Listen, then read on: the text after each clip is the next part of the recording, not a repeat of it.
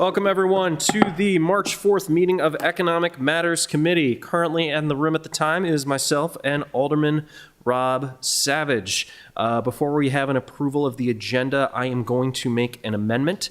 We are going to move ID 4526, New Maritime District Business, Blackwood, to the top of the agenda in front of 04025. Can I get a second on that? Second. All right, all in favor? Aye. Aye. Can I get a motion to approve the agenda as amended? So moved. Second, all in favor? Aye.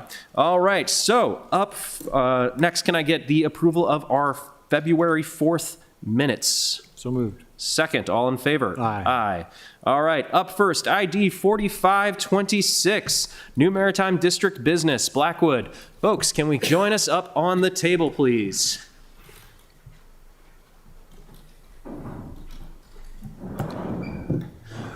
Welcome. So if you could please introduce yourselves, make sure the green light is on your microphone. Yep. Hello, good evening, Alderman. Thank you for having us here, and it's my pleasure to introduce Ryan Morris of Blackwood, the most recent maritime business to enter the city of Annapolis and receive their use and occupancy permit. I'll let Mr. Morris explain more about his business, but I can say that our office is, and Adam Strott, Economic Development Manager, my apologies. Our office is extremely excited to have them here and hopefully to build off their continued success and attract more businesses like theirs. So. Thank you, Adam. Yeah, appreciate it. And thank you for having me. It's a pleasure to take part in this process. My name is Ryan Morris. I am the president and owner of a company called Blackwood. And as you mentioned, in the Maritime District, we're really a cybersecurity business, but we've specialized our services around maritime. That's a large amount of the contract work that we do, and happy to kind of provide more detail on it. But thrilled to be formally in the city of Annapolis. We've been based out of this area for quite some time. So our prior offices, we moved into in '82 prior to me being born. And it was time for an upgrade, right? And candidly, we went through the process of determining whether or not we belonged in the state of Maryland as a whole first, and then where we were going to go. From a fiscal policy perspective, it made a lot of sense to not be here at all. It made a lot of sense to move, and I'm happy to provide some more opinions on that. But from a personal perspective, this is the only place we can be. I'm highly attached to this area. As I mentioned, I'm third generation to be running with this business. I'm the one that's supposed to screw it up, but I don't intend to. I want to celebrate this place, right? And I want to bring business here, and I want to have a big impact on the local community. So that's why I was so happy to get Adam's invitation tonight to come and talk to you guys a little bit about our experience moving into the city, what that was like, and things that can improve moving forward to attract more business here. Thank you. I really appreciate you, one, joining us here today, two, you deciding to continue to be here in the Annapolis area. We've been really trying to expand and grow our maritime industry, and having cybersecurity here is something that I'm very excited about, especially with our proximity to the Naval Academy. It's a growing industry, and it's just going hand in hand with the defense industry.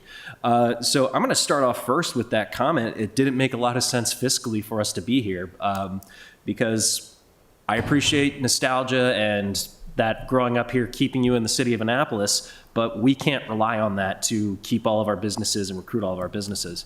So when you say that, did you mean in the state of Maryland, in the city of Annapolis, little a, little b? Can you elaborate on that further?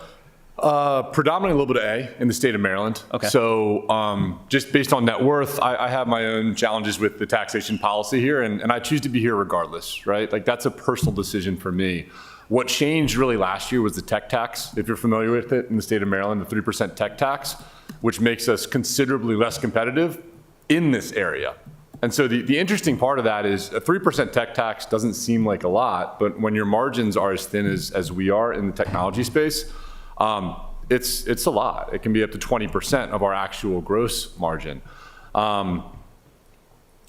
The challenge there for me was a bit of a moral dilemma, right? Because I can choose to live where I want to live and where my family is going to grow up, and that for me is going to be in the state of Maryland. This was the first time I was put in a position where that decision to incorporate here to be a business in the state of Maryland made us less competitive and impacted my employees. And that my employees who rely on my business for their own well-being, now they're 3% less competitive than who they're competing with in other states. So on paper, it actually is much easier to be an out-of-state business bidding on cybersecurity and maritime cybersecurity work in the state of Maryland than to be a Maryland business bidding on work in the state of Maryland. So the moral dilemma for me came, this is the first time I've made very limited decisions on fiscal policy. I'm going to live life the way I want to live life. This is the first time that my decision to be here in the city of Annapolis and in the state of Maryland actually puts my employees at a disadvantage. And that was hard to swallow. Thank you. I really appreciate that filling in.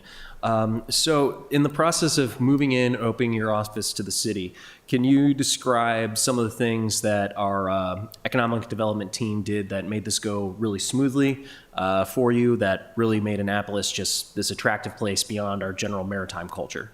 Yeah. Let me start with a couple of names to kind of give people their flowers, like people that really did a wonderful job for us. One of my regrets in hindsight is not getting engaged with the city sooner. I was local, I should have known better, right? I bought a building and then we started going through the process, and there was a little bit of a delay in making contact effectively with the city and kind of getting access to people like Adam that could help us out. There were people that were amazing, right? Like Chris Jakubiak was really helpful.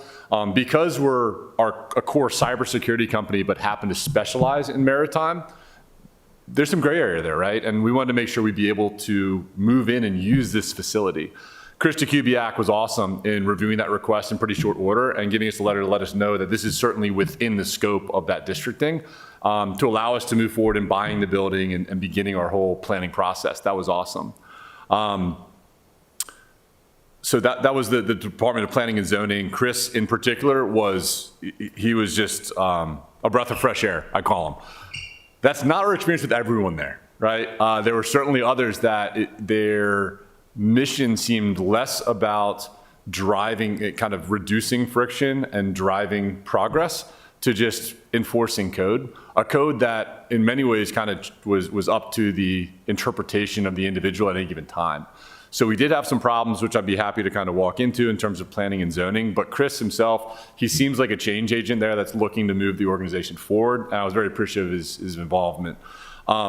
Jill Porter and Carrie Long came out as well. Jill Porter's with the Anne Arundel Economic Development Corporation, Carrie Long with the Department of Commerce, and were really helpful, predominantly in connecting us into other businesses.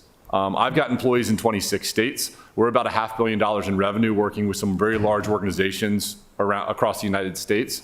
A lot of my network doesn't exist here, my professional network. They were very helpful in connecting me to other similar business owners and organizations like the community college that can help us with some of the up-leveling and upskilling that I need to do in my business. So wanted to call them out. And then certainly Adam, once we connected, that was kind of the easy button in the fast track, where if I didn't know where to go in the city or how to get something done, Adam typically did.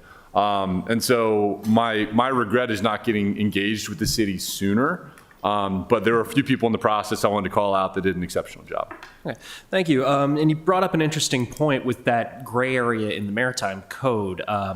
After our reforms in the maritime zoning, we have these businesses like yours that cybersecurity in the maritime industry, that's definitely in the heart and spirit. But when we were doing that maritime zoning reform, we weren't thinking of that at the time. Adam, do you have any ideas how we can potentially streamline that in the future, or could you guys look at that in the future for how we can hopefully do this without legislation, so we can, like, because when you open up legislation, you open up accidentally opening up other cans of worms. But Imagine. Are there ways to start streamlining that, making that a little more clear for these businesses that are more unique, but certainly within the spirit of what we wanted to accomplish with those maritime zoning reforms? Yeah, yes, Alderman, I'd make the comment that businesses that necessarily or don't necessarily have vessels on the water, right, are still, still within the maritime industry, are vital components of the overall supply chain. And then that allows for that industry to continue to grow. So additional vendors or suppliers will find Annapolis as an attractive place to land because other components of their supply chain are already here. So in terms of the actual process, right now it's very much, it's very prescriptive. It's sort of based on what the director interprets it as. So the director has the ability to make that determination. It's fairly open-ended, but I think that if we were to understand that businesses like Blackwood in the long term help to grow an overall industry which can continue to cluster here in Annapolis, then we should be more receptive to those businesses that aren't necessarily maritime in the traditional sense of having vessels in the water, but that will eventually attract those types of businesses to be here. So you can think of like high-tech companies that are receiving funding from the federal government to build and test seaborne drones, for example. The seaborne drones themselves, they aren't going out by themselves. They have a crew on a vessel that's bringing them out there and then bringing them back. And then that company is utilizing the services of the traditional maritime industry, the marinas, the mechanics, the electricians, anybody that works in that sphere, and they're providing the underlying economic base for recreational boating, which is right now the largest industry in maritime, to continue to flourish, right? Because they create that base load demand. So that's why it's so important to look at these other types of businesses as vital components of a larger supply chain and diversifying the economic base of our maritime industry. All right. So thank you for that clarification. Now, before we get into some of the hurdles that you mentioned, because I would love to get into what can we start streamlining to continue to attract fantastic businesses such as yours and help yours grow, I'm going to yield the floor to my colleagues to see if they have any questions. Alderman Savage? Thank you, Mr. Chair. Well, let's see. Before digging into the code issues, so first of all, thank you for your interest in staying in the area, in Maryland, but also Annapolis. Sounds like a great fit for the maritime districts and the maritime industry here. But it sounds like you were actively looking for a place to buy in the area. Mm-hmm. Okay, and so it wasn't until after you started to go through that process that you found our economic development office. Mm-hmm. Correct. Okay. Let's see, and yeah, so as far as any potential gray areas with the code or things that are up to interpretation, one way to do it would be we could get an internal rule drafted, internal policy, and we already have a provision in the code to do that, and it's not necessarily long-term stability, but it'll give us some kind of short-term path forward. But I was going to ask a bit, but just so I understand, as far as the code issue, it sounds like that had to do with the definition of maritime business. No, so that was, if anything, the easy part. Once we started working with planning and zoning, the nature of many of our contracts, it is truly maritime security. So if you think about a ship, it's on the water, but it's a floating city, right? It needs to be secured. Ship-to-shore networks, equally the same. All the cloud services that the Navy leverages to enable the mission need to be secured. So we do a lot of that work, both for big Navy, for specialized programs, for shipbuilding facilities. That's a lot of our core work. And so it made a lot of sense for us to kind of be districted here.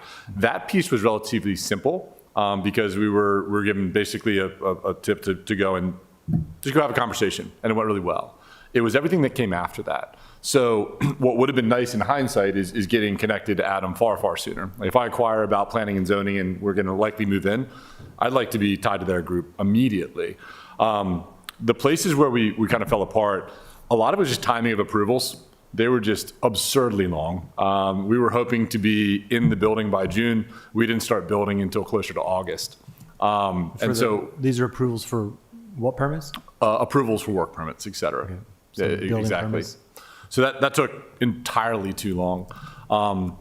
Through the process, when we were submitting for various approvals, there was very inconsistent code interpretation where we're told it's good here, but then it's applied differently and very liberally elsewhere.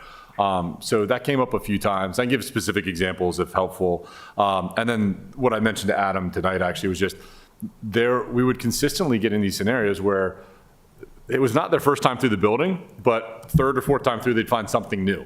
It's like, well, we're not here to talk about that. We've been through this before. So we had consistent late stage additions or additions late in the process that would further set us back and really tore apart my timeline. So I felt that for smaller business that have X amount of runway and capital, I don't know how they go through that entire process and come out the other side still in business. We were lucky to be in a more, have the capital available to sit there and float, and we weren't as dependent on the facility. But it was a painful process at times. How long did it take you? It ended up being like formally in process about 6 months. And what kind of, was it extensive work that you needed to do? For us, we just wanted to add 2 bathrooms to the bottom floor. And that's where a lot of the challenge came in. We wanted to add, the facility itself, our intention for it beyond some of the lab work that we do is actually to bring industry in for offsites, get the whole executive team in, let's come here, work on things. And then also to use it as a facility to bring students over from the academy for their capstone projects, have them work in the lab and collaborate. So it's really a collaboration facility more than an office space. Sorry, I lost train of thought there. So the bathrooms? Oh, so we need to expand the bathrooms on the first floor. So our intention was to add 2 ADA-approved bathrooms. That was the scope of work. We were being forced to add bathrooms upstairs, which was not in scope, nor did we have the room for. We'd have to eliminate the conference room to add the bathrooms. It didn't make any sense at all. So there's very clear code. I'm trying to remember. I had some of it written down, but there's a 20% disproportionality provision in there.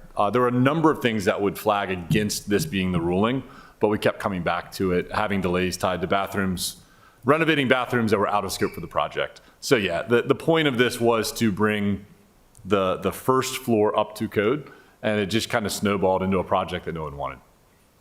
Okay. I didn't want to step on your toes. Were you going to get into that, Mr. Chair? Yeah, so I'm just trying to understand what you're saying. So basically, there was parts of the code that were you were trying to do a bathroom renovation on the first floor, but there were parts of the code trying to require you to install additional bathrooms on the second floor. Am I understanding? Exactly it. They say, hey, if we're going to give you the permit, we're going to force you to do upstairs as well. And our point was upstairs wasn't really at all in scope, nor do we have an elevator to get people that would need an ADA bathroom there. This doesn't make sense for anyone that's looking at the scope of the project, but it just was a sticking point. Mr. Stroud, if you could do me and the members of this committee a favor and try to find where in the code that provision is. I feel like that's a pretty good starting point on a place to streamline. I'm assuming that's your question as well, Alderman? I was just going to offer a comment that I have heard from multiple businesses in my ward, the same issue of we don't have any way for someone who needs additional accessibility to get to the second floor, and yet we're being required to put an accessible bathroom on the second floor. Yeah. So clearly, it's not just an issue you've had to deal with.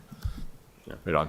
There were some very sensible recommendations as well. Let's make sure that we have water fountains and correct signage and things for fire escape safety. Like all of that makes all the sense in the world, and we put those in. The bathrooms became a sticking point that we just couldn't get people to respond, and just sat for a code that doesn't make any sense at all. So to your point, I think there's just some cleanup on the code, candidly.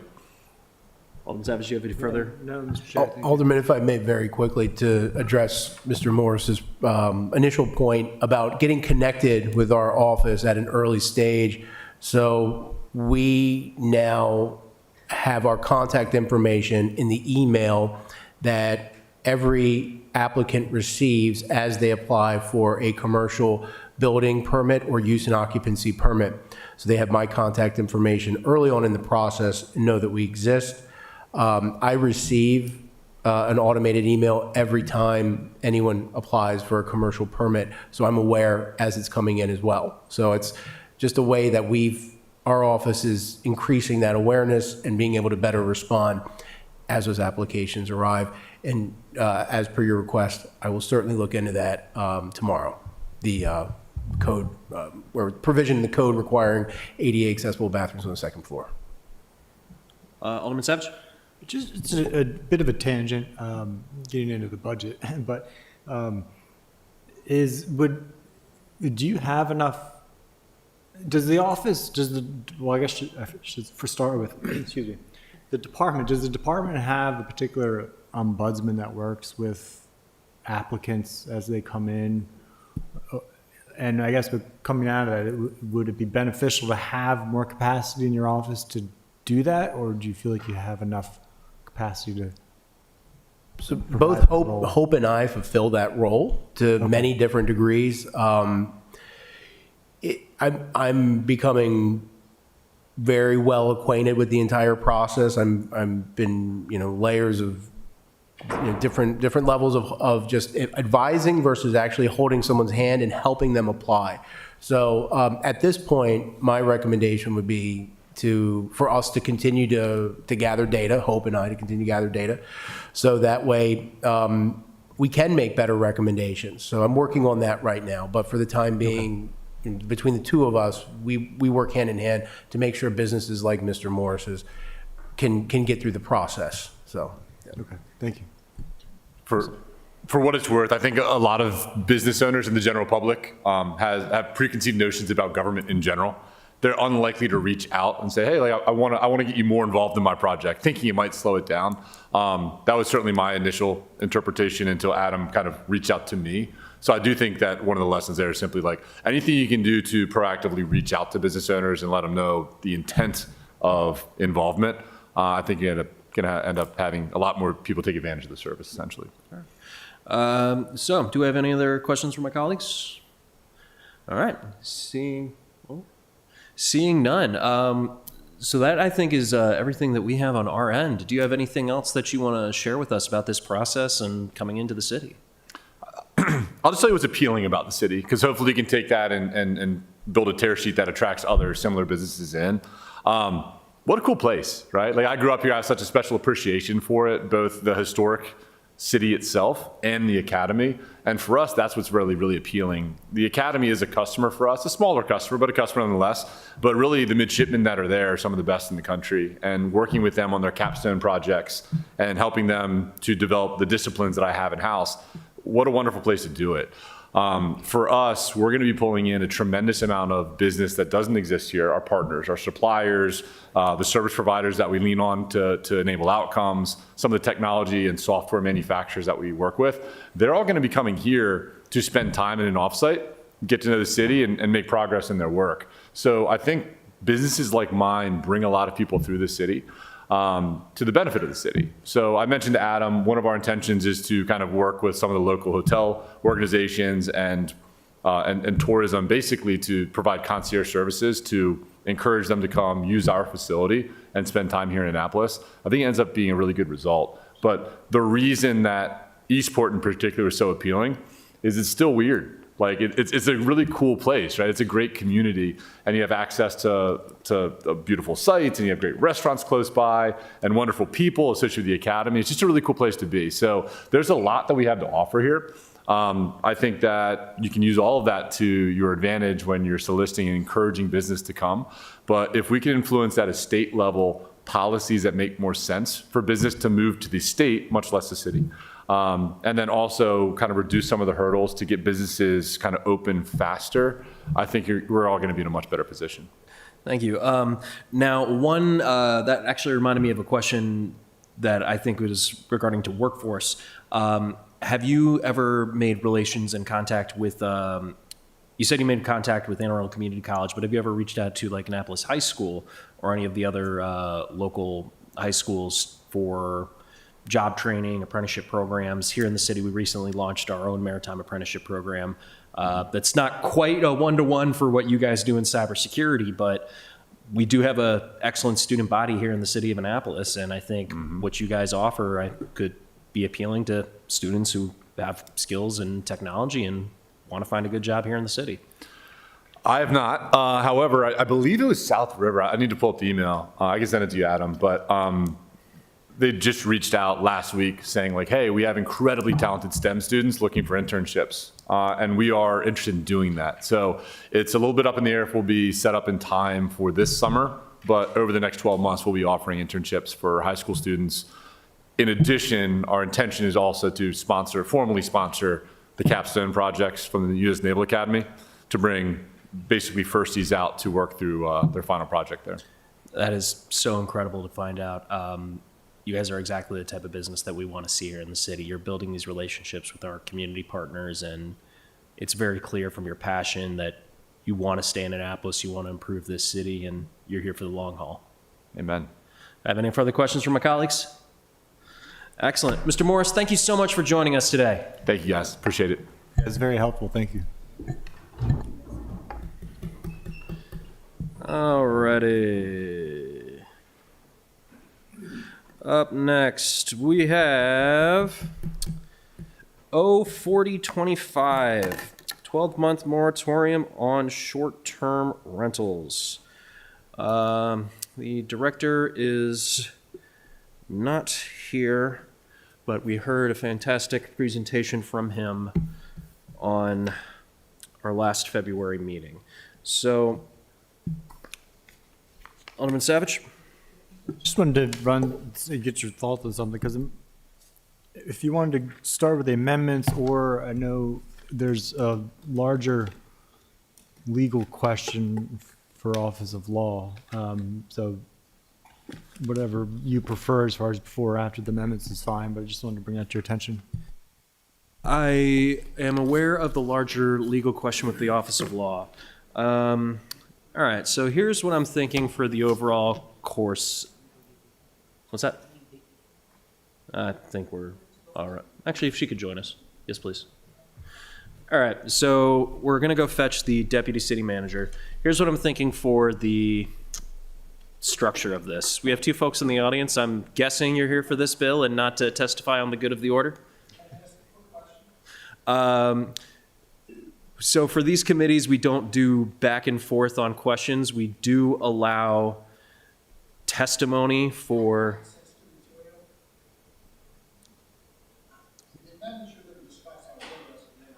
The amendments are publicly posted through Legistar. Yes. Okay, 'cause I emailed to get a copy of those, and I did get a copy of those, but they've got lines on them. They're redacted, and she actually said they're not posted on the website. If you were to go to annapolismd.legistar.com, you could find the legislation 04025, and that will have all of the amendments posted publicly. AnnapolisMD.Legistar, which is spelled LEGISTAR.com. There are several tabs. You can search by legislation is one of those tabs. Make sure the year is either 2026 or 2025, and the bill is 04025. And that will have all of the amendments posted. That would be great, thanks. Annapolis.md.legistar.com. Annapolis MD, no dots in between those two. The city clerk office. Yeah, city clerk's also going to come over and help you. Anyway, but I guess what I was going to go is, are you hoping to testify? No. Okay, cool. All right, so in that case, how we're going to run this is we're going to discuss the larger legal issue with the Office of Law. We can discuss that first, and then I want to dive into the amendments, and then I am hoping to get this out of committee today with either recommendation of some form or no recommendation, because I do hate being a roadblock. So, Office of Law. Thank you. Ashley Leonard, I'm an assistant city attorney. I believe the issue that Alderman Savage was referring to was making sure that we have a reasonable basis for all parts of the moratorium, including any exemptions to it, correct? So generally speaking, with a moratorium, you have to be careful to make sure that you are not, there's a couple things. First, a moratorium, when it deals with real property, can be considered what's called a taking.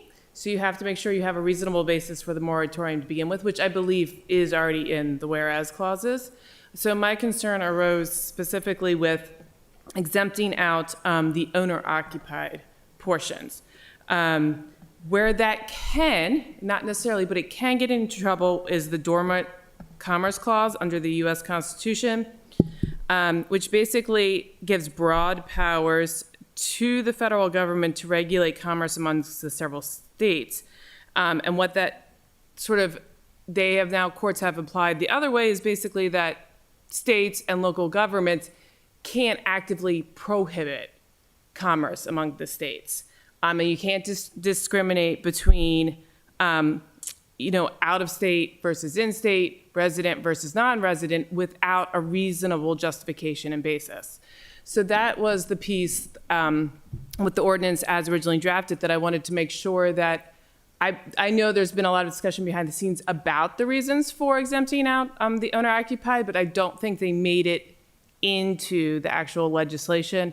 And that is what I would recommend that, and I believe Alderman Savage has already suggested, I don't know what amendment it is.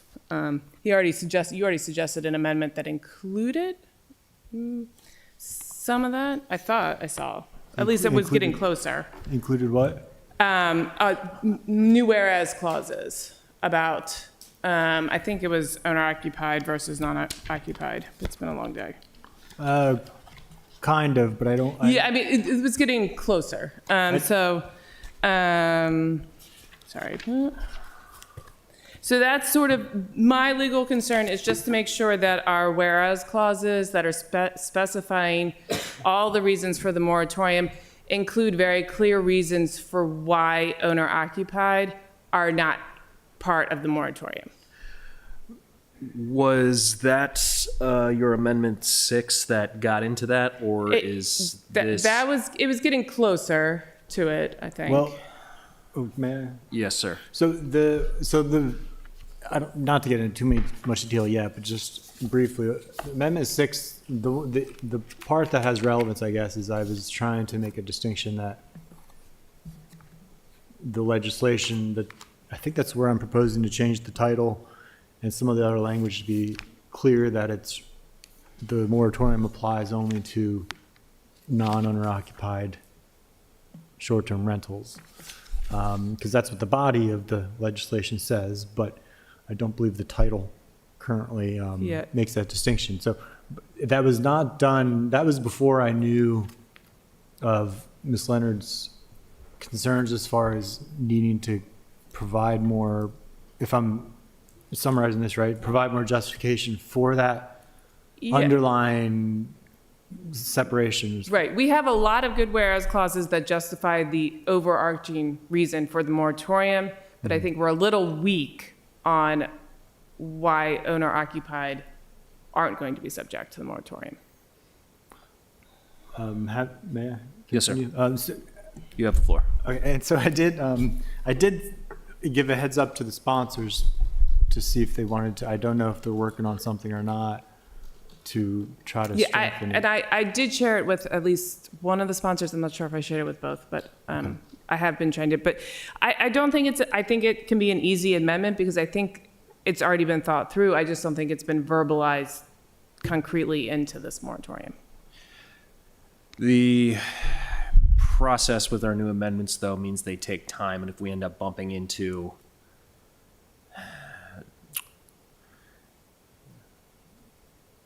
Ms. Ryder, do you know where we are with this potential amendment, or are you working on this anywhere in the process, or?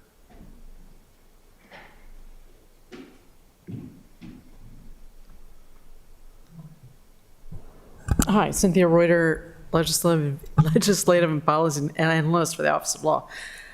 I have not been requested to draft an amendment that deals with this, but this could be easily dealt with as an amendment to Amendment 6. Is that something that we can get knocked out before, hypothetically, the Monday meeting? Because I understand this is potentially coming up for the Monday meeting if we can get it out of Economic Matters today. We can sure try. I shouldn't, as I Ashley don't said, like that it's not that complicated. Sure try. Not that it's not you trying your best in the law office. It's just I don't like uncertainty when it comes to this legislation. So in that case, then, the more guaranteed way is addressing it through Amendment 6? Perhaps, the sponsors, Alderman Schandelmeyer, not Schandelmeyer. Savage. No beard. Is sponsoring Amendment 6. So, I mean, if he's open to adding a whereas clause, but nothing is drafted, nothing's ready. Mr. Chairman? Yes, sir. So just, I mean, on this, I think it's no secret that I don't support the underlying moratorium. I'm raising this not as a to be an obstructionist, but I'm raising it to make clear that this is a concern that I heard. I wasn't even asking the law office for this, so I wasn't digging, but I do think it needs to get addressed, and so I'm not, again, even for the purposes of today, I'm not bringing it up as far as a reason to postpone. I do think it gives me even more pause as far as supporting the legislation, but I'll leave it entirely up to the committee as far as how you want to proceed with that. But ideally, I would think that one of the sponsors should take this on since it's their legislation. I don't want to,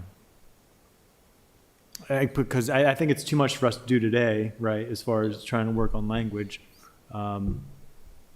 That's kind of where I am. All right, I'm going to acknowledge Alderman Huntley, see if Alderman Alsop Johnson has thoughts, and then I'll share my thoughts. Alderman Huntley. My suggestion is just that if the Office of Law has some concerns, that they draft up a little something.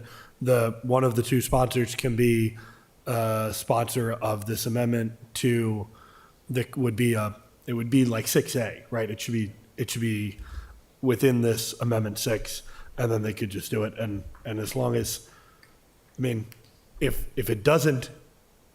they aren't able to do it in the next 3 days, they aren't able to do it in the next 3 days. But it seems like the direction should be just, all right, go ahead and write this 1 or 2 whereas clauses as 6A. Alderman Alsop Johnson, do you have any thoughts, concerns, questions on the larger legal issue around this?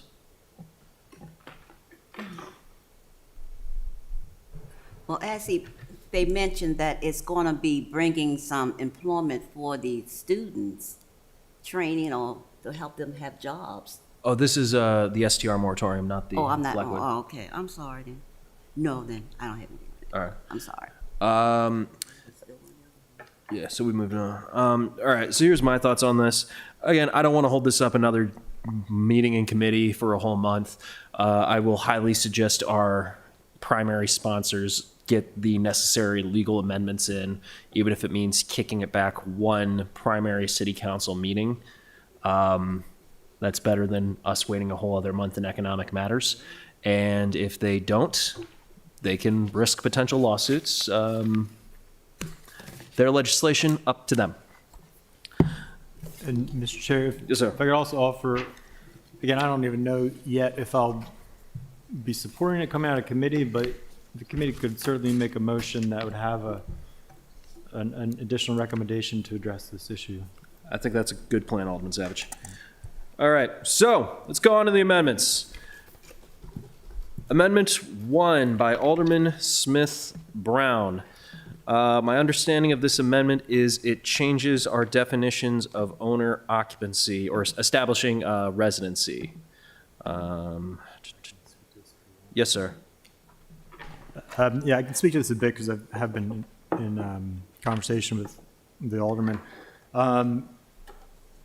So, and please, law office, speak up if I'm missing something, but I believe the sole intent of this is to refine the proof of residency, because the alderman and I had shared concerns as far as the language in the ordinance as written, as introduced, is based almost entirely on relying on driver's license, and a number of residents don't have that, including potential military, and so we wanted to draft an alternative, and this is what he came up with.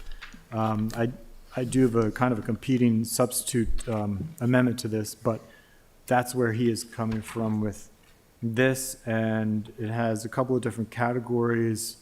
If you look at category A, goes into needing a certified copy of a recorded deed, some SDAT information, and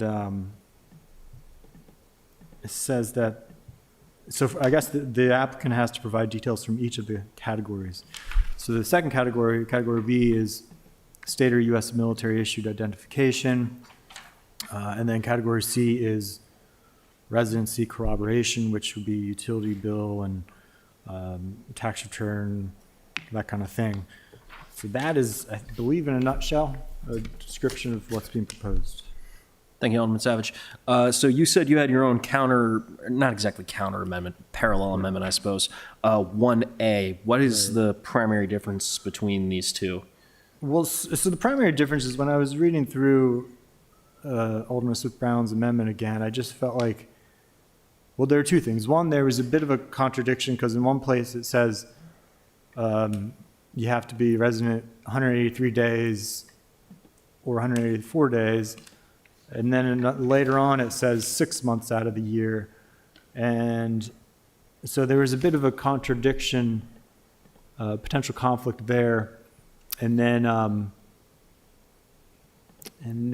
the other issue was I just felt like the proof of ownership could be a little bit burdensome as far as trying to offer proof. And there was also an issue with the military exemption, maybe a little bit too narrow and not cover National Guard reservists or other federal personnel. And so what I was proposing is just to kind of simplify it to, if you look at mine, it just requires one government-issued photo identification and then one document linking the owner to the property address, such as a utility bill, voter registration, tax return, that kind of thing. And then it has another C talking about military service. They provide military identification. So it just kind of broadens the language, makes it a bit more general with, I hope, is the same intention. I agree. The same intention is certainly there. Alderman Alsop Johnson, do you have any thoughts on the amendment process or amendments 1 versus 1A?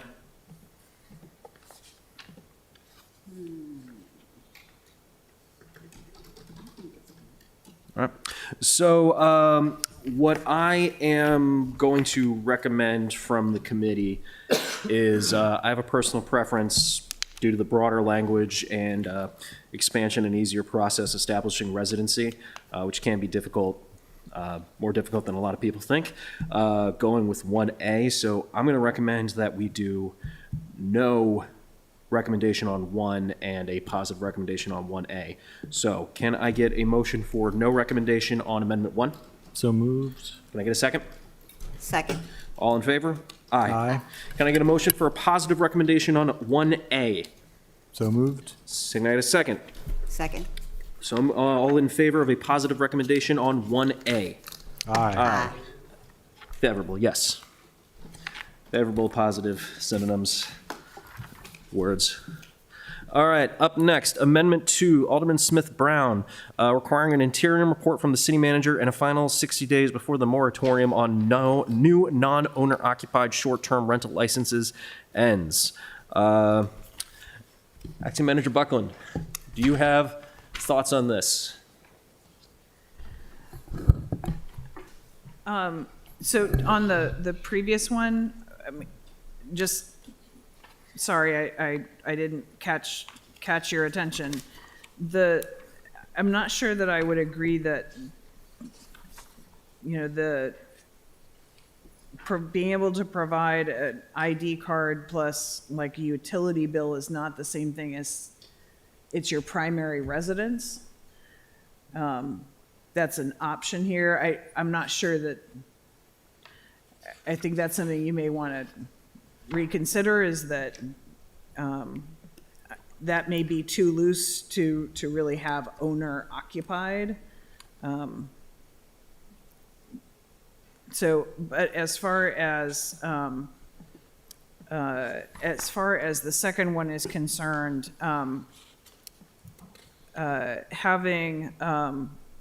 presenting interim findings is fine, given some of the later ones we were talking about changing the timing.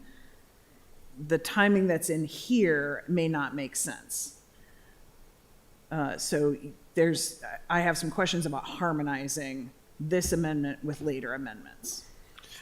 So my understanding as written, the legislation as written, you are okay with this if the other amendments changing the timeline on the moratorium were to be adjusted, you would have a more difficult time with this. Is that correct? Yeah, I mean, having an interim finding of like, we're 6 months in, how are you doing? Now 60 days prior, right? The 60 days prior was in the original language, so that's not really a change. But having an interim briefing of how are things going, that seems normal to me. It's just that now, given that's something to consider in the later amendments, is that timing might not necessarily work. So just want to flag that. Mr. Chair, Yes, Alderman do Savage? you want to take on Amendment 5 first? Yeah, we're going to go ahead and skip down to Amendment 5 in that case, so we can go over these timelines. I think that's important. All right, Amendment 5 changes moratorium on short-term rentals from 12 months to 6 months. Alderman Savage, this is yours. If you could speak to it, please. Yeah, and I guess this also is kind of tied with one of my other amendments, but my intention is just to shorten it from 12 to 6 because I feel like a lot of the information already listed in the moratorium as far as what it would do is already required by code. It's things we are already collecting, such as the compliance and enforcement data. They just gave us some of that information. And so the other thing that was listed was looking at other jurisdictions for just to compare what they're doing with what some of our concerns are. And again, that I don't think really we need 12 months to do. The one thing that I think might take more time is just analyzing, which I think is also listed in the legislation, which is analyzing some of the potential impacts short-term rentals are having on the housing in Annapolis, as well as the relation to the zoning code. But again, I feel like that really shouldn't need a whole year either, but I do fully acknowledge and I'm aware that the department is saying that they need this much time. But I just I just felt like I wasn't personally entirely convinced that a whole year was justified. And I just think this is kind of a big step to begin with. And so I'm trying to make sure that we don't have an unnecessarily prolonged standstill for this sector. So the thing that I would point out, it's the findings and any recommended changes. And I think that's part of where some of that time comes in that the department had said we probably want. The other thing to note is that given the 60 days prior to the expiration of the moratorium, that shortens it not to 6 months, but it shortens it to 4. We haven't, So you're essentially we're going separating Hold on, those, if we though, can- right? from finish, 10 to please. 4, right? So having those recommendations due 10 months after the moratorium starts to having them, That's a different piece of legislation. I mean, it's a different amendment. Okay. Before I get to you, Alderman Huntley, Alderman Alsop Johnson, do you have thoughts on 6 months versus 12 months on the moratorium date? Not this one. All right. Alderman Huntley, I believe you had questions, thoughts? No? Well, I was just going to say one little piece of information, which is that the short-term rental report that's already required under code came out in August of last year. So I think one point of benefit towards 6 months is that then would be closer to when it came out last year. But then the the city manager reminded me it's got to be 60 days beforehand. So then that puts us more like in June. So. I was wrong. Can Yes, sir. I clarify? I do apologize, city manager. It was pointed out, I think I was misunderstanding you. What you were saying is that looking at the underlying legislation on page 3, line 32, is the city manager or their designees shall present to the city council findings no later than 60 days prior to the expiration of the moratorium. And I think you're saying that my amendment number 5 does not change that. Is that correct? Yeah, I'm just pointing out the effect of having the moratorium last 6 months instead of 12 months means that the time allotted for doing findings and crafting recommendations means that you'd have 4 months to do that rather than 10. Right, yeah, and I hear you. That's a good point. So I think if the committee decided that 6 months is a way to go, then I would recommend the committee remove that number 5, so that, because if number 5 stays in there, it would essentially be 4 months and that's it. So just to point that out for the committee. But if the committee doesn't want to go 6 months, it's a moot point. But sorry, thank you, City Manager. All right, so I'm a little uncomfortable with this one. I do think when we got into timelines with required reports and also seeing how long it takes any type of legislation and policy to get drafted and through the process, I understand the length of time that it takes that to go. It may end up not needing to be the full 12. It may end up just needing 9 to get everything drafted and ready, but I think they're aiming for trying to get as much time as possible to get a quality piece of reporting. I also think that was some of the goals that we want with these 60-day reports out and snapshots of where we are in time. We do need that longer time frame. I understand where we're coming from when it comes to the moratorium being seen as a seizing on property. We don't want to just do that to dawdle. But I do think our planning and zoning director has made a good case for why the full time frame is needed. So hearing that, Alderman, I'm assuming you're going to make a motion for a favorable recommendation on this? Well, it depends on what you're going to entertain first. I hate doing motions for unfavorable because I think that's petty. All right, well, that's fine. So yeah, I'll move for a favorable recommendation on amendment number 5. Can I get a second for a favorable recommendation on amendment number 5? You got it. All right, so we have a second. All in favor of a favorable recommendation on amendment number 5, say aye. Aye. Aye. All opposed, say no. No. All right. So, Mr. Chair, since it did pass, I would just recommend that the committee make that change to remove number 5 as well, to make it a amended amendment, basically, a committee amendment. Yeah, so the city manager or their designee shall present to the city council findings and any recommended changes to the city code no later than 60 days prior to the expiration of the moratorium. You'd like that removed? Yeah, just address the city manager's concerns. All right. Ms. Reuter, are we able to scratch that as part of the? Excellent. Thank you. Let's see if there's any opposition for that. Do we have any opposition from the committee on that removal? Seeing none? None. All right. So let's go back to Amendment 2.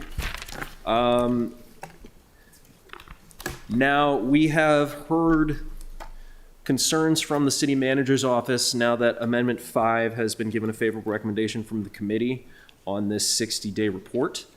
I personally, on the legislation as written, like this, but I'm going to try to be consistent for what the committee has put forward.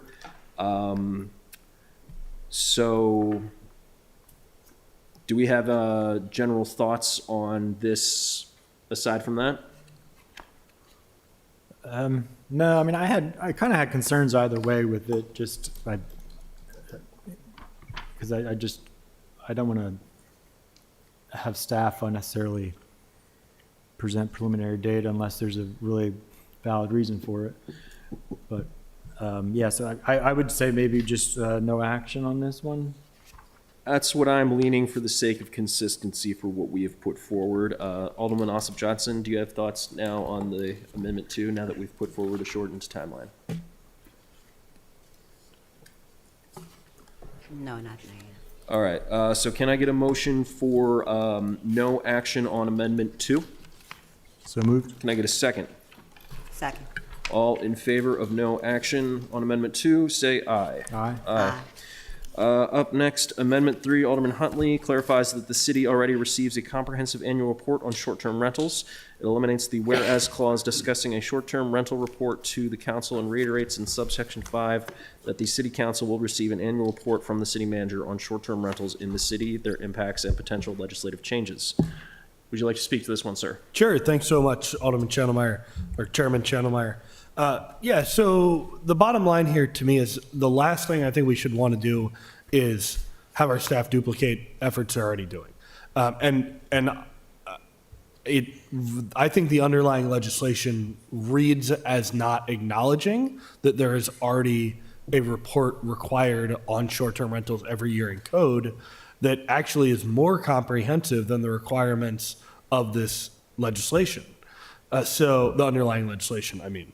So what I tried to do here, and if anyone has suggestions on a better way to do it, I am open to that. But what I tried to do here is make it very clear that we're not saying, hey, you already are required by code to have an annual report. And then also this legislation is requiring you to do another report in the next year, because that would be silly. So the way that I went about doing that is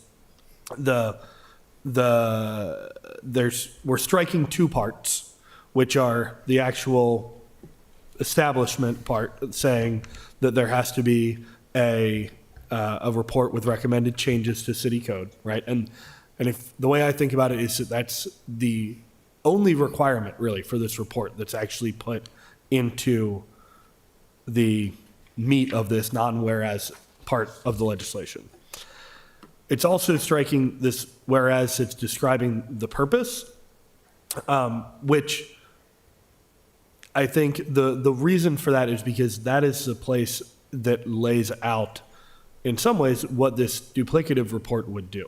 So the idea here really is just to say, the report that we're going to get at the end of this is the report that's already required in code that's very comprehensive, and not some additional report. Thank you. Do we have, before we get into responses from my colleagues, do we have any thoughts or responses from staff? I want, the main thing I wanted to clarify was whether, because that's an annual report as of a certain point in time, whether you want, what the point was here was to have an update 60 days to that same report, 60 days prior to the end of the moratorium, so that you'd have sort of more current, so it might be the same content, but you'd still rerun it. And I wanted to see whether that was what the intent was here. My intent is to not rerun it. It is to say so let's say this legislation gets passed in March, 12 months from then would be next March, 60 days from that would be next January. So the annual report for 2027, sorry, it took me a sec to do all that math, would be, that code requirement would be satisfied by what we're getting out of this moratorium. That is what I'm trying to say. Does that track with your understanding of it? Okay, the part I was tracking with was that the last report, I think you said you'd gotten in August. So you'd want a new report as of January.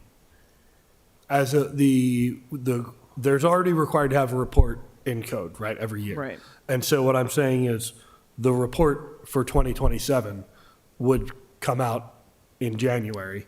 And it would. And then a year, so in some sense, you'd reset the timing. Sure, we could think of it that way. Yeah. Okay. I think it would be really bad, or not the end of the world, but like a waste of everybody's time for us to get one report about short-term rentals in January of 2027 and then get another one in August or April or May or whatever other month in 2027. Point is, we've already got a report that we get every year that actually does more It's required to talk about more on short-term rentals than is in this underlying legislation. Alderman Savage? Thank you, Mr. Chair. Yeah, I guess I would just ask, to be consistent with our other recommendations, the committee to, I guess, recommend a version that would be compatible with the other amendment, number 5. And, well, regardless of if that passed or not, I think this may still work, but proposal would be an amendment to the amendment that would strike 60 days prior to, and then it would read, so it would read no later than the expiration of the moratorium, city manager or their designee. That way, whether or not it's 6 months or 12 months, it'll work. I would be supportive of that if the moratorium gets cut down to 6 months. Yeah. So here's where I'm coming from this, and then I'll see if any of my other colleagues have thoughts. I do greatly appreciate this amendment because a source of frustration that I have had with this moratorium, which I am largely in support of, because I do think it can help us benefit some of the regulations that we've passed in the past, that we've put forward in the past, is it's not acknowledging those strong regulations that we've put forward in the past. I'm really proud of the work that we've done. I think this can help benefit it, but I've found some of the whereases a little critical of the hard work that we've put forward, and not acknowledging your successes disappointing to me. So I'm a fan of this. I think it helps acknowledge that we have had success and that we do require some very vigorous reporting already, while not going against the overall standards or intent of what the moratorium wants to put forward. Do my colleagues have any thoughts on that before we move forward? I agree on your. All right. So in that case, can I get a motion for a favorable recommendation on Amendment 3? So moved. Can I get a second? Second. And Mr. Chair, would it make sense to have it remove that 60 days so it works with whichever way it gets amended? Yeah. Let's do that committee amendment, removing that portion. Where is that part? So that would be on number 5. Mr. Reuter, did you have that? I guess it'd be, on the legislation, it'd be page 3, line 31, but on the amendment, it would be the first line on number 5 to remove 60 days prior to.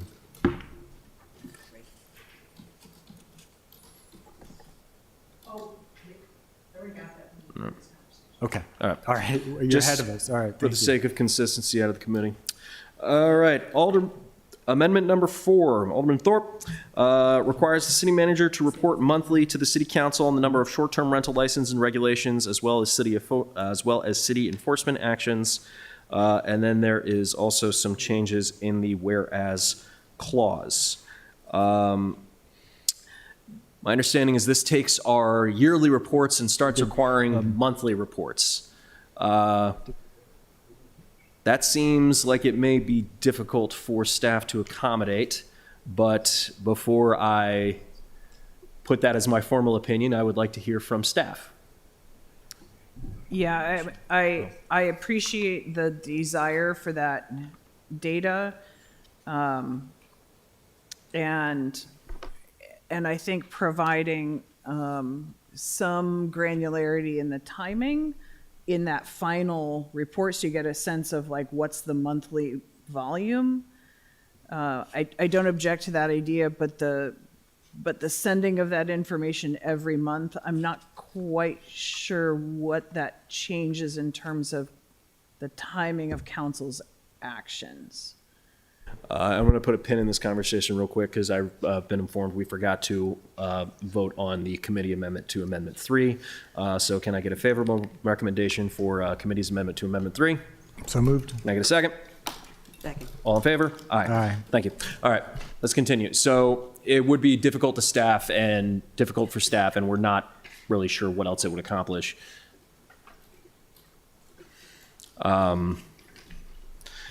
I understand wanting the consistent updates, but if this gets in the way of us trying to accomplish the goals of coming up with reasonable policy recommendations, Yeah, and like I said, I don't object to the idea that when we report that data, you'd like to get a sense of what the flow over time looks like. I'm just not sure what formally presenting that to council every month, I'm not sure what that gets you. so what's our definition of formally presenting to council? Is that just sending a report to us by email, passing us a report onto our desk, or does that require like a full work session? Because if it requires a full work session, I can certainly understand that would just become next to impossible. If it's a generic email, maybe we can adjust this from monthly to quarterly, perhaps.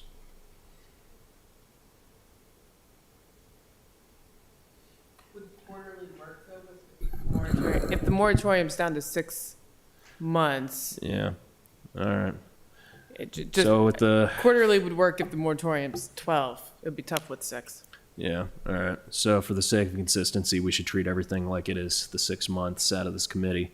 All right. So in that case, I'm going to treat what our city manager has said as just the standard here, and I think this would become too burdensome to staff. Before I give it to you, Alderman Huntley, I'm going to see if any of my colleagues on the committee have thoughts. Alderman Savage? Thank you, Mr. Chair. Yeah, I tend to agree with the city manager. I'm also just I don't see what we would do with the monthly data as the council, since we're waiting on the final results anyway, which are going to provide a big picture analysis of the data. I just, so I would be in favor of no action on this one, but. Alderman Alsop Johnson? Any thoughts? All right. Alderman Huntley? So I have some problems with the whereas on this that I'll get into in a sec, but I actually think the underlying requirement is good. I would be inclined to defer to the city manager, but I know that getting the number of active licenses and registrations is not particularly onerous. I mean, it's right there in our CSS portal and it can be exported. It's not, so that part of it should be, I think, oh, you're telling me, if you're gonna tell me I'm wrong, go ahead. No, I think the question for me comes more from enforcement actions and what Yeah. the scope of enforcement actions is. So, okay, I was going to say, yeah, that's the part that seems harder. The benefit to me of this is that what we keep hearing from the public is we want enforcement. I mean, that's what everybody agrees on, is we want enforcement of anytime that there are illegal, unlicensed short-term rentals. And so I do think that showing the public how hard our staff are working and the number of enforcement actions that get taken, which I take to mean a notice, like what I would like from this is I walk around and I see all the orange placards that get put up on doors. And if we just had a number come out each month of how many of those got stuck up, that to me would be very helpful to hear each month, even if it's not going to change my legislating month to month. It's almost an argument for why we don't need to change legislation. And I do think that's important data to have. So that's my 2 cents on it. If I can go to the whereas, the first one's fine, and it's basically what I just said. But the second one is I got a big problem with, because it presupposes the idea that staff are going to propose legislation. And I think that why the heck are we doing a study, if we already know that they're going to propose a bunch of legislation? So the simple solution on the whereas seems to me to be to just change will to would or may. That is alone is enough to make me not support this amendment, but I think the underlying intent is good. Yes, sir. Alderman Savage? Well, yeah, I share your concerns over that whereas, and I just think it's unneeded, because in the next whereas, if you go down to E, it says staff is going to draft, review, and I'm sorry, what's it say? oh, that's for the city council. But the intent of the moratorium, so the city council can draft, review, adopt regulations. So I'm not a fan of how that's currently worded. All right. So here are my thoughts on this. I think this is very well intentioned. Data collection is always fantastic, but I think regardless of if the moratorium outcome on the front of the full council becomes 12 months or 6 months, the collection of data and the sharing of this data is going to be too difficult for our staff to conduct. I think we can informally request certain of these things. I would hope our staff can maybe provide us with quarterly data without us legislating it. But this, as written, regardless of the timeline, becomes a little too problematic. So I am going to I'm going to ask for a motion on no recommendation on 4. So moved. Can I get a second? Second. All in favor of no recommendation on 4? Aye. All right, Amendment 5 we've already covered. Amendment 6, Alderman Savage. Thank you, Mr. Chair. So yeah, 6, I think, tries to do what I've heard, actually, I think you mentioned, Mr. Chair, which is the first priority is to, the first priority is to make it clear, like Ms. Leonard mentioned earlier, that this moratorium applies, the intention is to have it only apply to non-owner occupied short-term rentals. And so you'll see in the title that's inserted, and I think a couple other places that distinction is made. But the second part of it is, to your point, Mr. Chair, I wanted to make sure that we acknowledged some of the hard work that we put in last council term, and so because I think the current wording as introduced really, I felt like it was weighted too heavily with the assumption that the short-term rentals have, like, for example, in the second whereas, I'm trying to strike where it says short-term rentals have impacted residential neighborhoods, public safety, public health, and housing options. And I feel like the whole point of the moratorium is to determine those impacts. Yet the whereas is really kind of assuming already that it has all these negative impacts, which again, I would point out, I feel like we've worked quite hard in the past to try to address a lot of the concerns listed, including public safety, which, Alderwoman O'Neill actually led on trying to get the 3 strikes and you're out kind of thing.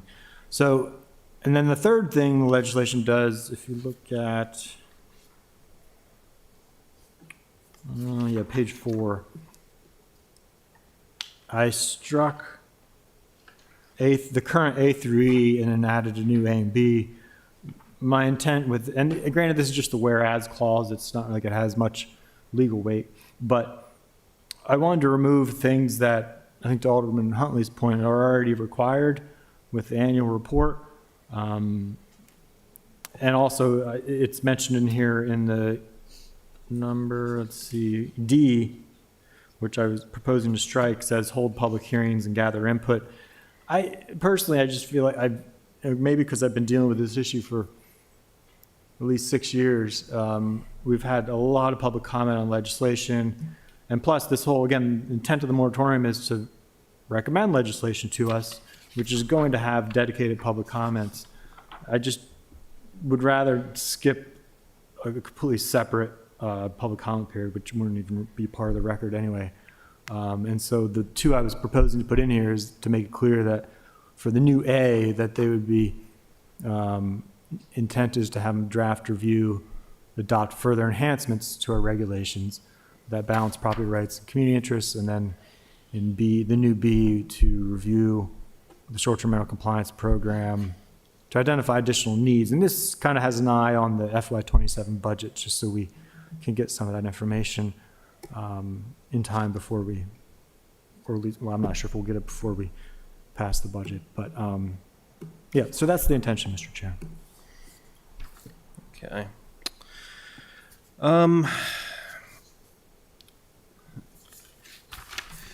So I think this is largely really good. I know the director had concerns about this regarding reducing the overall scope, but when he brought forward that this reduces the scope, studying affordability and its impact on neighborhoods, I think you have pretty much those exact same words on housing affordability and its impact on neighborhoods still in this amendment,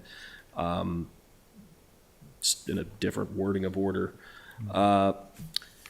The one issue that I have is striking gathering input from residents, property owners, and other stakeholders. I do think getting a robust collection of input from all of the stakeholders involved in this process would be really important for overall legislation. I think hearing from folks who live in neighborhoods where there are short-term rentals, along with hearing from short-term rental property owners and the surrounding business community, helps us come up with overall a better piece of legislation. If we're willing to get rid of that, I'm willing to put forward a favorable recommendation. If you're not, I understand. If it's how you wrote it, I'd be willing to put forward no recommendation. Okay. Up to you. So yeah, I would. I'd be fine with a slight tweak to that, because I'm still a little concerned about having additional public hearings. But I'd be fine with saying if to say hold public hearings stricken, but just say gather input from residents, property owners, and other stakeholders, so they could still present information as opposed to holding public hearings. My worry with that is if you don't do it publicly, we end up with potential ethics law. I don't know if that's the right phrasing, but it murkies the waters. People on one side might accuse of funny business. People on another side might accuse of funny business. I think just keeping everything out in the open is just the easiest, most direct way to handle it. So I think in this case, we can just go forward with a no recommendation. How's that sound? Yes, Alderman Huntley. I just wanted to note one, maybe this is like a friendly amendment, Alderman Savage. I think we've talked a bunch, overall I love this. We've talked a bunch though about that we may need additional legislation or we may not. And so I would just suggest that in your A here, that it adds sort of if necessary at the end of it, right? Because the way it's written, yeah. I think it kind of presupposes that Good point. we need time to adopt further enhancements. So just wanted to get that in. Here's how I see the best way to gather this is like additional, we're joke about how many times we bring together task forces, but bring together, I know, man. But bring people together at the table. And again, if we don't do those meetings publicly, it ends up creating issues. But we've been on this for about an hour, so can I get a motion for no recommendation? I make a motion for no recommendation. Can I get a second?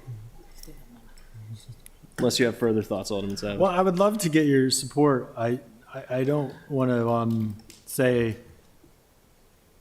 So I would love to find some language that would work as far as. I can see the wisdom in gathering some public input. Again, I'm just nervous about the public hearing. So I don't know if you have more, because how would that work? Because we're not going to do them as a council. This isn't a body meeting, it's a city staff meeting. So how would they have a public hearing on their process? I think it's normal to have like a public comment period, right? And people can submit what they want. We do that staff does that with a lot of things, and that wouldn't interfere with their timeline. I guess I want to know what the sponsors had in mind for public hearings. Was that in the form of we open this up and we all sit here and people deliver their thoughts? Do we do it as a task force? Do we do it as meetings? Does staff have any idea for what was intended by this portion? Do you have? No? Ms. Reuter? Yeah. All right, the way it's worded is that the city council would hold the public hearings. Oh. So we would be here taking direct input from, Right. Now, the city code lays out a process for not a council meeting, but just a solo public hearing that's standalone all by itself, where you have witnesses at the table and then council members ask questions. So it could be that type of public hearing rather than during a council meeting. So like a work session, essentially. Something along that line, yeah. Okay. All right, so hearing that, yeah, if it ends up just being a gripe session, that's not gonna get us anywhere. All right, so thank you for that clarification. Okay. Knowing that, I feel like if we keep it in this way, it would just end up becoming a gripe session, or similar to regular public comment. I do think that when we get this moratorium for any recommendations on legislation does require robust input from some type of public input. Sorry, my stutter's coming out whenever I get tired. During the public normal process. The normal process, and I do think we need a task force of some kind with our stakeholders, because having all those folks at the table is going to be significant. But yeah, thank you for that clarification. I think I see this a little more in line with where you were coming from originally. So seeing my original motion got no second, can I get a motion for a favorable recommendation on Amendment 6? So moved. Can I get a second? Second. All in favor? Aye. Okay. So 04025 as amended. I am going to be supporting this as amended. I just would like folks to know, on the day of, I do think we need the full 12 months, but I think this committee worked very hard on coming forward with a well thought out process, and to vote against what we put out is disrespectful to y'all's time. So I am going to be supporting out of the committee. And we had an additional recommendation for the sponsors to address that issue with the whereas clause and the owner occupancy versus non-owner occupancy. So can I get a motion for a favorable recommendation on 04025 as amended, with the addition of asking the sponsors to address the whereas clause regarding owner occupancy and non-owner occupancy for legal sufficiency? So moved. Ms. Jackson, do you have all that? And to the law office, did I phrase that correctly, or?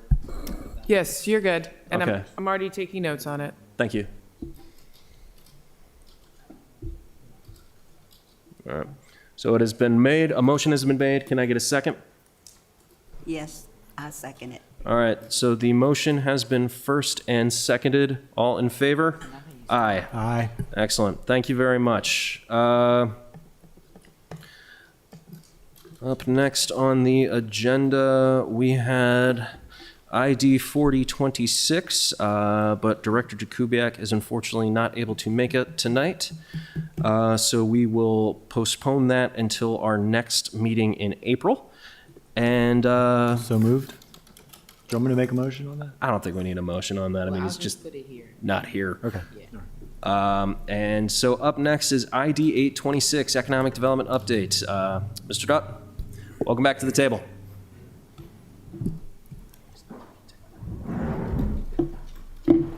Hello again, council members. Adam Stroud, Economic Development Manager, Department of Planning and Zoning. I don't really have too many updates this month. Been working on a number of initiatives, including some concerning community development. But next month I'll have updates for both February and March. So I'll have a more comprehensive list of both business information as well as more on the let's say housing side with community development. So, but I'm here to answer any questions. If anybody has any questions, I'm always here for that. So please, I open the floor to you. Thank you. And Alderman, do you have any questions? Not at this.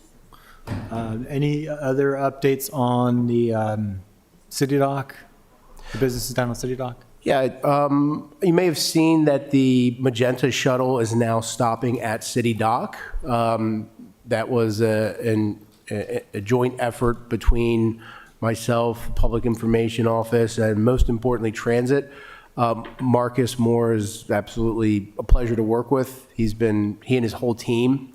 So we're hoping that that would help. I conducted another series of interviews with City Dock businesses this past month, sort of understand their situation.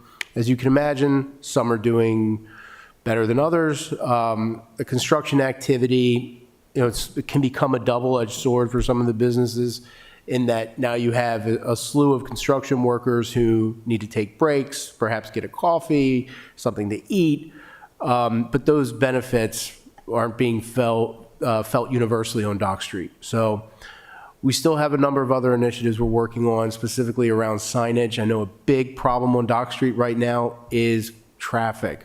Cars going the wrong way down a one-way street. So been working with Public Works to make sure that we have proper signage, as well as the loading zone signs in front of the building where Biddy and Bose and Blowfish Poke are located. I know I've heard some rumors that there was a nearby business that is closed, which isn't actually the case. That business is undergoing renovations. So to my knowledge, the businesses down there are still going strong. It's just that they are struggling. So, in their own words, I should say. But our efforts are, continued, and we hope to be able to support them. So, the one way. So the Dock Street's now going east, or is it going west? It's going east. Yes. So you would East. make that right onto, whereas it was prior. Yeah. Going the other direction, you make that right off of Randall if you're going up towards the Naval Academy, and then you go around up Craig and then back on Prince George Street. That's all one way. Yeah. So They're going down Prince George Street, which is already one way and has do not enter signs, and they're going on, so they're consciously making a decision to go in that direction. So once we have signage out, we've been working with Public Works on placing additional one-way signage, and APD has mentioned that they could potentially, they haven't made any guarantees or promises, but maybe have somebody out there helping with traffic. it's just, they couldn't do that before. Right. It's puzzling why they're doing that now all of a sudden, Yeah, as far as the public, but. I've seen it on a number of occasions. Most are a lot of out-of-state plates, so I think it's just a matter of being confused and then going down and seeing parking spaces, or realizing I went the wrong way, I don't know how to turn around, so I'm just going to ride this thing out. Oh, yeah, maybe that's. Yeah, so it becomes more difficult, because if that were to happen when you did have two travel lanes, right, you could say, oh, wow, okay, I can turn around here, instead of realizing I went down one way, but now it opens up into two-way. So that's been the biggest issue right now. Most of the complaints I've heard from the proprietors are around the traffic. So, but again, it's a team effort. Public Works has been great. They've been responsive. This has been an ongoing issue, but obviously they've been concerned with cleanup from the winter weather. Now that has subsided, they've taken this on as well. So, no. Alderman? With the restrictions of the academy being not on, I was down that area this morning and it was crazy Yes, traffic. that's a great point. So how's that affecting, that area? Yeah, so with the Naval Academy, so you're referring to the restrictions on being able to visit the Naval Academy versus, okay, so that's an issue, and there's also the fact that the fence has gone up along Prince George Street for the Naval Academy to conduct its own resiliency project there. So now you have added construction and added complexity from that along Prince George, which is then affecting Dock Street. But the Naval Academy, it's a federal agency, right? It's a military base, so it's more than just a place of higher education. It's an active military base. So when those restrictions go into place, there isn't really much that we can do about it other than try to understand the best we can. So I have, I've been in contact with members of their civilian, civilian staff to try to coordinate that, especially regarding the construction side. That's really what we can coordinate on, is the construction on Prince George Street. So it's a challenge. It's arguably the Naval Academy is one of our largest tourism assets that we have here as well. So visitors, I'd like to understand the implications long-term, what that means if visitation to that site is restricted. So, Thank you. of course. All right. So thank you for this update. I am something that I've had a conversation with in regards to something we've discussed before with the pickup drop-off spot in front of a couple of those businesses. Yes. I had a pretty productive meeting with some of the folks from Premium Parking on Friday. They are very on board with the idea, especially after I explained the situation around Biddy and Bose, Right. where some of those employees need that pickup drop-off spot right there. So I am optimistic that that partnership can yield a solution soon. So I will ask, though, if you as staff can try to make that soon be by our April meeting if possible, because April is when weather's going to get real nice and people are going to want to start hanging out in that area. So the contractor that Public Works uses to install signs is waiting on Miss Utility. So they need to map the utility. So as soon as the utility's there and properly mapped, then they can drill and install the signs. We will have them available. So I'm hoping. The issue is that with Miss Utility, it can take weeks to be able to get an appointment. So I'm hoping that, yes, indeed, we have those signs in place. The signs have been printed, they're on site, they're ready to be installed. It's just a matter of ensuring that no utility lines are struck as they dig those holes and place those signs. Now, Miss Utility, that's going to be handled through BG&E, right? Well, it's the contractor that Public Works is using this utility. BG&E has overhead lines. Okay. Yeah, so it's more, there's gas. Well, yeah, I guess your point, there are gas lines as well, so that need to be. Miss Utility marks all sorts of utilities. Right, yeah. BG&E as well as internet providers and any state, city. They're a universal mapper. Yeah, So they it's do. the They do like a wonderful- universal map. Yeah, So it's the always easy to coordinate multi-jurisdictional Right. entity. But, I mean, Miss Utility has been around forever, so it's what they do. And a lot of it is they don't have to coordinate with the jurisdictions. They generally already have Right. like the records for where everything is. It's just a matter of getting out and actually physically marking right. stuff. Yeah. Okay. Well, it is good to know that we're literally only waiting on one thing. Yep. It's frustrating that one thing is a TBD timeline, but I understand we're working as hard as we can on that. I really appreciate you guys pushing for this issue. When those merchants came forward with some very solid, straightforward recommendations, you guys bent over backwards to try and accommodate them. Colleagues, do we have anything else regarding City Dock? Mr. Strott, do you have anything else regarding City Dock? No, other than, I've been down there multiple times this week. The construction's in full swing. But being able to support those businesses is still vital. So if you can get the word out to your friends and colleagues that they're open, I mean, we all know that, but a lot of people still come to me and ask, or City Dock open? The dock isn't, but the businesses are, and they still need our support. So, I just keep letting people know that those businesses are open and they're happy to have you as clients. So. I got lunch at Pips last Friday. There you It's go. always one of my go-tos. That's right. All right. Well, thank you. And just so folks know, for the good of the order, we are getting an update on the Maritime Apprenticeship Program at our next meeting. I'm very excited to hear the progress that we've made on that. It's one of the leading innovations that we've done in Annapolis, and I'm really happy with what we're doing. So, thank you. All right. Next on the agenda is their final pumped on the agenda. Do we have anything else for the good of the order? Nope. Seeing none, do I have a motion to adjourn? So moved. Can I get a second? Second. All those in favor, say aye. Aye. Thank you.